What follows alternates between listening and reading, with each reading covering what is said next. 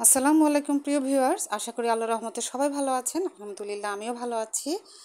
আজকে আমি মাছ দিয়ে আলুর একটি রেসিপি তৈরি করেছি। এটা খেতে এতই মজা, যখন বাসায় কিছুই না থাকে, শুধুমাত্র আলু থাকে, তখন চটজলদি এই রেসিপিটি করে আপনারা খেতে পারেন। খেতে অসম্ভব মজা। চলুন দেখি কিভাবে তৈরি করছি। এখানে আমি মাছগুলোকে নুন এবং হলুদ মেখে তারপর তেলে ভেজে নিচ্ছি। উল্টে পাল্টে মাছগুলোকে ভেজে নিয়েছি। এখানে আমি আলু কেটে ধুয়ে রেখেছি।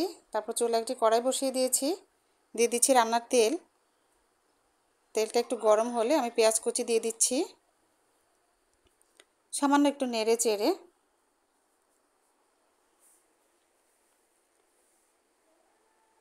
এর মধ্যে আমি দিয়ে দিচ্ছি আদা রসুনের পেস্ট। তো এটা একটু ভেজে নেব যেন কাঁচা গন্ধটা দূর হয়ে যায়।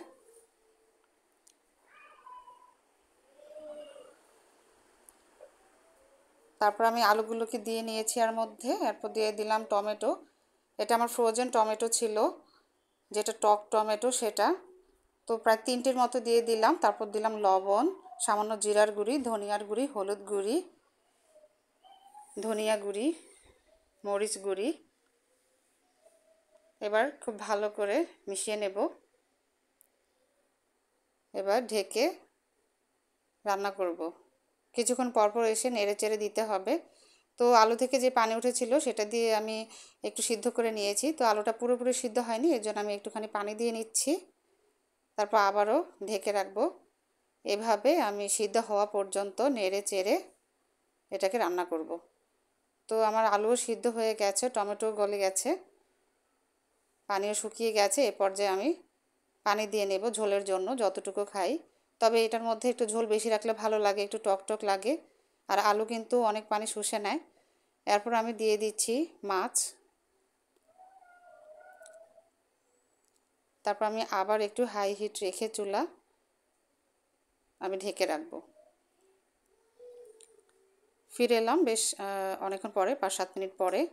দেখতেই পাচ্ছেন ঝোলটা এই পর্যায়ে আছে। এ পর্যায়ে আমি তুলে নেব। আপনাদের কাছে ধনিয়া পাতা থাকলে অবশ্যই দিবেন। আমার কাছে ছিল না, শেষ হয়ে গেছে, এর জন্য আমি দিতে পারিনি। তো আমি সার্ভ করে নিচ্ছি।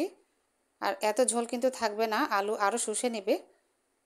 তো খেতে কিন্তু অসম্ভব মজার এই তরকারিটি। অবশ্যই বাসা ট্রাই করে দেখবেন, আশা করি আপনাদের কাছেও ভালো লাগবে।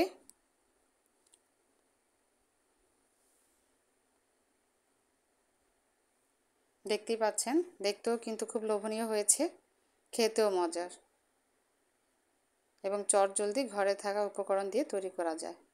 সবাই ভালো থাকবেন আল্লাহর রহমতে। আল্লাহ হাফেজ।